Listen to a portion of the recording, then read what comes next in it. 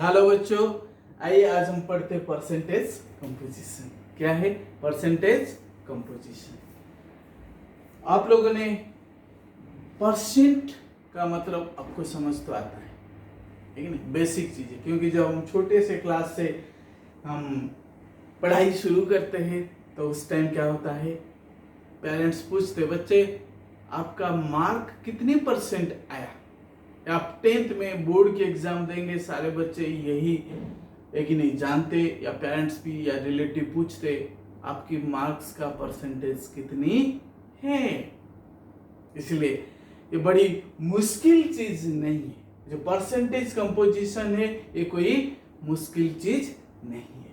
तो परसेंट का मतलब बच्चा आपको ये समझ आता है, क्या है परसेंट, क्या है परसेंट, या हम कह सकता हूं पर 100, पर 100। ये समझ आया या नहीं आया?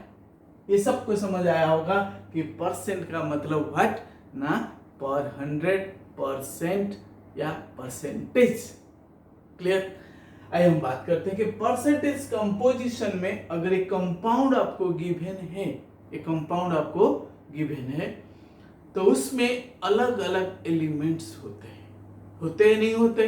अगर मैं बात करता हूं कि वाटर है, बार बार वाटर का एग्जांपल इसलिए देता हूं कि आप डेली इसको पीते हैं, डेली यूज करते हैं, ताकि आपके दिमाग में घुस जाए कि वाटर की बात सार कर रहे हैं अभी।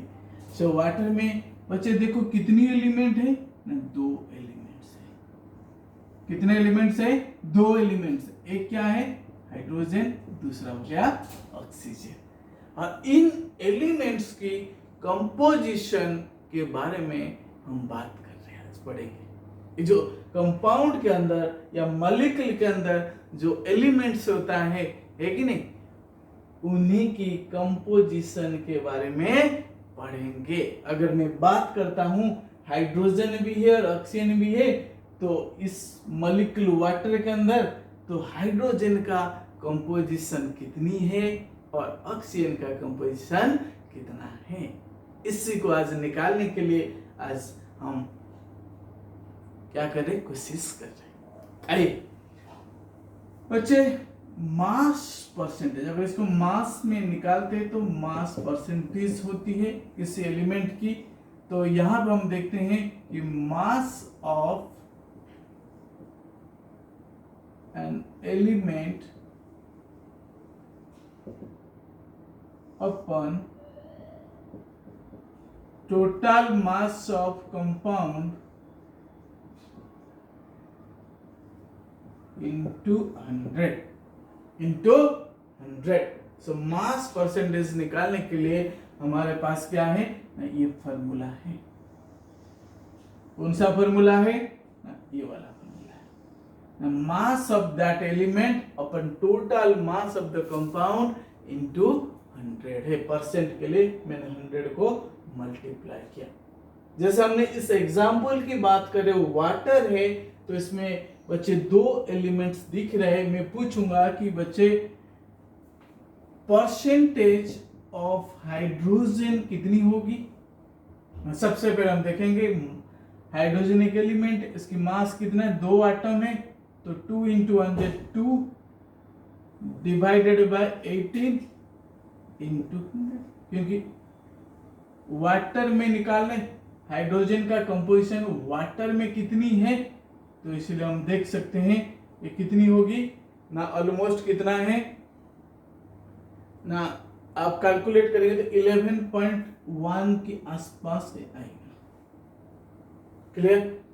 अब मैं बात करता हूं, क्योंकि 2 हाइड्रोजन, बच्चे ध्यान से देखो, 2H है और पूरे वाटर का जो मास है, मोलर मास कितनी है ना, हाइड्रोजन का मास कितना है ना, 2 है, वाटर का मास कितना है ना, 18 है।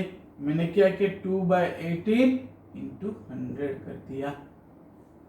सिमिलरली अगर परसेंटेज ऑफ ऑक्सीजन कितनी होगी ना, ऑक्सीजन का मास होता है, एटॉमिक मास 16 है और पूरे मॉलिक्यूल का मास कितना है 18 है इंटू 100 है।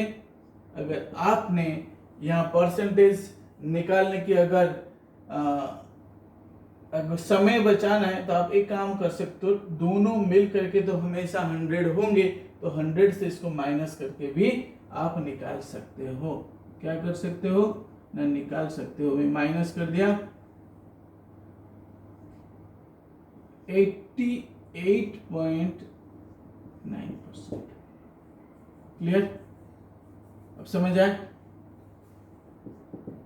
बच्चे? इस टाइप से हम क्या करते हैं ना, मास परसेंटेज निकालते या कंपोजिशन हम निकालते। कई बार फिर वही सवाल है, आप बोलेंगे कि सर आप फिर से वही बात कह रहे, पढ़ तो लिया लेकिन क्वेश्चन क्या पूछेगा हैं? सब पढ़ते हैं लेकिन आखिर क्या होता है, क्वेश्चन को सॉल्व करने के लिए हम पढ़ते हैं, एग्जाम में मार्क लाने के लिए हम पढ़ते या नहीं पढ़ते? अब बताइए, एस और नो ना, एस आई क्वेश्चन कैसा आएगा, तो ये चीज आपको देखना है, क्वेश्चन कैसा आएगा। बच्चे क्वेश्चन इस टाइप से पूछेगा आपसे, अगर परसेंटेज कंपोजिशन आता है, calculate the percentage composition of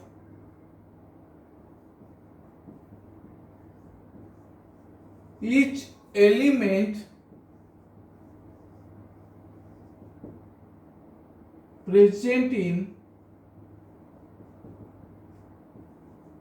MgSO4।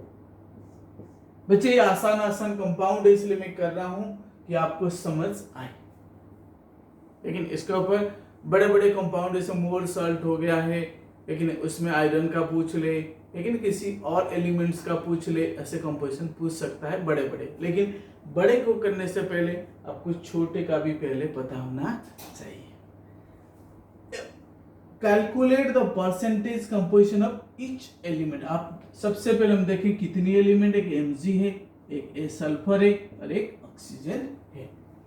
So Mg का परसेंटेज अगर मैं निकालता हूं यहाँ पे, इनको निकालने से पहले बच्चे सबसे पहले इसका मोलर मास निकाल दो। Mg का कितना होगा 24 है, सल्फर का 32 है, ऑक्सीजन का कितना होगा 16 इंटू 4 है। इस सबको करेंगे आई थिंक हो जाएगा 64, 24 प्लस 32 प्लस 64 कितनी होगी 120 के करीब होगा, 120।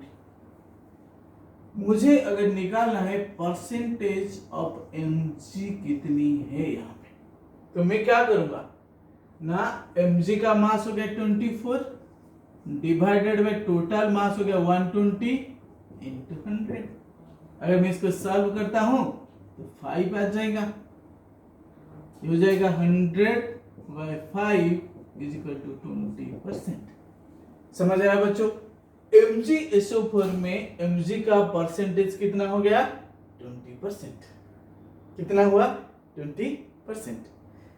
सिमिलरली मुझे अगर सल्फर की परसेंटेज निकालना है, ये कितनी होगी 32 divided by 120 into 100। Similarly percentage of oxygen मुझे निकालना है 64/120 इंटू 100। क्लियर? अगर आप इसको कैलकुलेट करते हैं तो ऑलमोस्ट कितनी आएंगे ना, ये 53.3 के करीब आएगा, ये 20.0 हो गया, 7 के करीब हो जाएगा। ये सारे परसेंटेज होंगे मैग्नीशियम की, सल्फर की और ऑक्सीजन की। कुछ एक और क्वेश्चन हम करेंगे कि थोड़ा सा हम देखते हैं कि एक क्वेश्चन में और सॉल्व करूंगा। मैं समझ रहा हूं आपको क्लियर समझ ही आ रहा है। अगर आपको किसी भी तरह की डाउट है या कोई और क्वेरीज, आप जरूर मेरे कमेंट बॉक्स में जा करके डिटेल्स में लिखिए, मैं उसको भी आपके सामने सॉल्व करके बताऊंगा।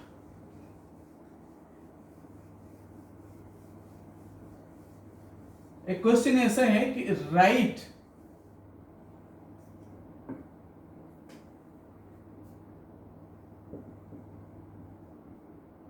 sorry, find the percentage composition of water of crystallization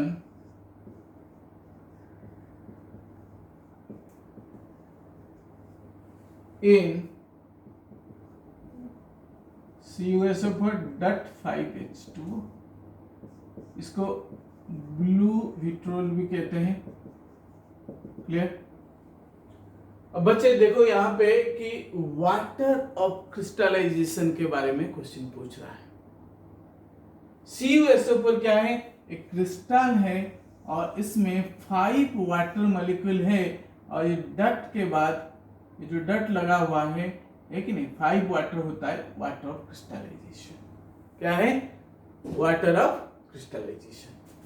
तो बच्चे सबसे पहले हम क्या करेंगे, बेसिक जो फंडा है इसमें क्या है, बेसिक जो फंडा है वो है पहले हम मॉलिक्यूलर मास निकाल लें।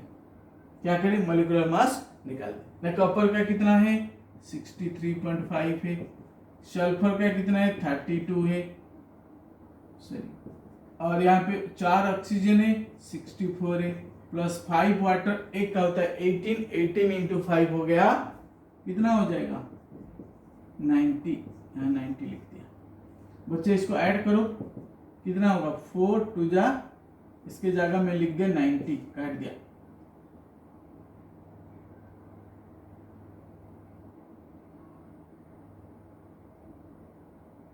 नाइन 9 6 15 3 18 20 24 249.5 बचा है। कितना आया? 249.5। मुझे क्या निकालना है ना? Percentage composition of water of crystallisation. यहां पे कॉपर का नहीं पूछ रहा है, यहां पे सल्फर का नहीं पूछ रहा है, ऑक्सीजन का नहीं पूछ रहा है, किसका पूछ रहा है? 5H2 की। किसका पूछ रहा है क्वेश्चन? 5 जो H2 है उसकी परसेंटेज ऑफ कंपोजिशन कितनी है। अब बच्चे देखो कि percentage of water of crystallisation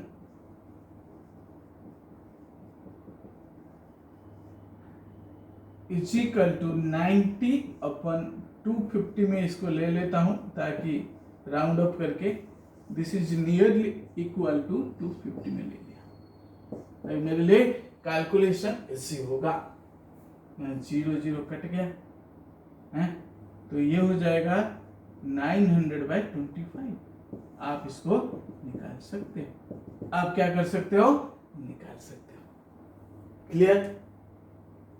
सो इसलिए इट इज वेरी इजी। अगर इसको आप सॉल्व कर देते हो कि 900/25 आप कर सकते हो इसको,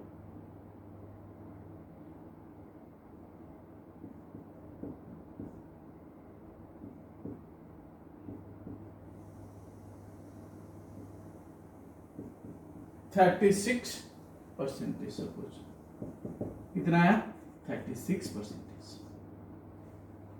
सो बच्चे जरूर मेरे चैनल जो केमिस्ट्री वाला डॉक्टर प्रदीप जैना है तो इसको सब्सक्राइब और लाइक और शेयर करना नहीं भूलना है।